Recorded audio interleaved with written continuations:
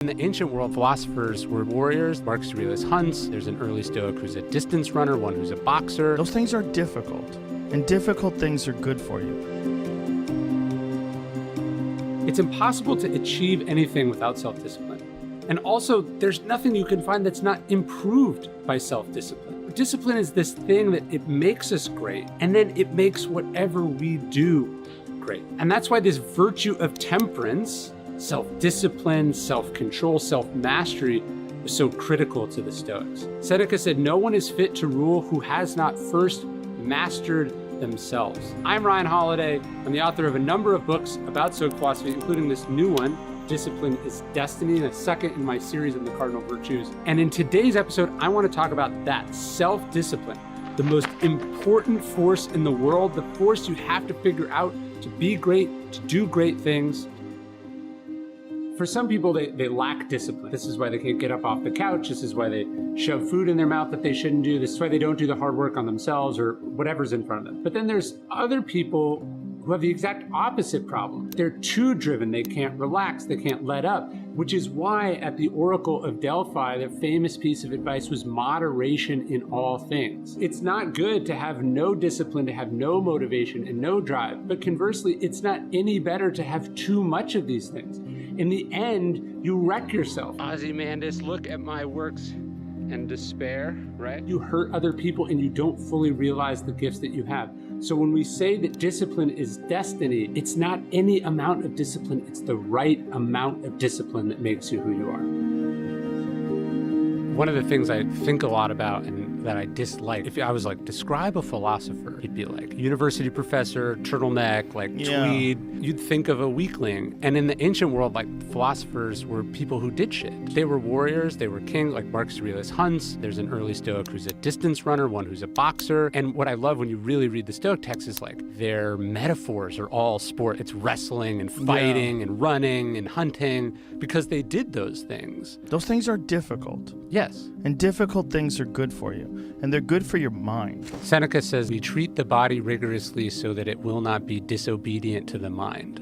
Ooh. I like that. That's good. And I think about that when I'm jumping in the shower, jumping in a cold pool, whether I'm pushing myself while I'm running or lifting weights, is like, I'm reminding the body who's in charge. That's what the physical practice is. It's the mind asserting itself over the body. We tend to think of philosophers as these sort of soft people, but actually the mental practice, the mental resilience, being in charge of yourself is the ultimate muscle that you want to cultivate, and it's the thing that every great athlete has to have. It's good that you have really high standards, but you have to understand it's called self-discipline for a reason, meaning it's about you.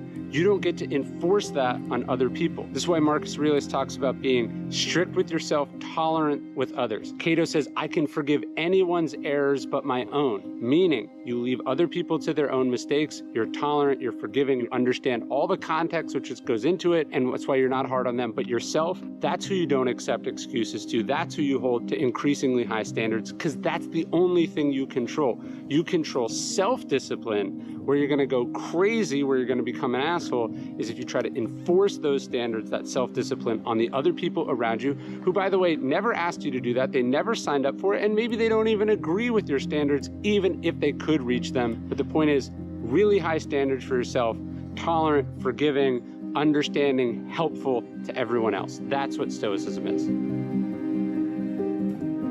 Joy or happiness or delight, that's not an emotion we associate with the Stoics. But the Stoics experience that. Epictetus says, me, I delight in my own improvement day to day. His delight wasn't coming from money or fame or recognition or pleasure. It was from getting better every day. It was from improving. It wasn't based on externals, as the Stoics warn us against. It was based on the inner work he could do on himself. It was knowing that he was becoming a little bit better, a little bit wiser, a little bit more self-controlled, self-contained, a little more resilient. That's where the Stoic finds joy and happiness and pleasure. So I'm doing the 4 Virtue series, so I just did courage, and then the new book is about temperance, which seems like the most boring thing you can think of. But actually, I render it as self-discipline. Weirdly, the most critical of all virtues. Like, how do you moderate courage? How do you find the right amount of the thing you're doing?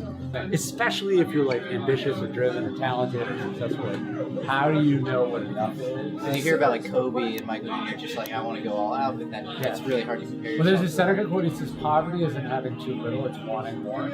So, like, how do you get to a place where you don't want more, like, but you're doing the thing from a place of fullness and emptiness? Right now, we have a bunch of awesome pre-order bonuses you can check out at dailystoic.com/pre-order. I hope you like this video. I hope you subscribe. But what I really want you to subscribe to is our Daily Stoic email. 1 bit of Stoic wisdom, totally for free, to the largest community of Stoics ever in existence.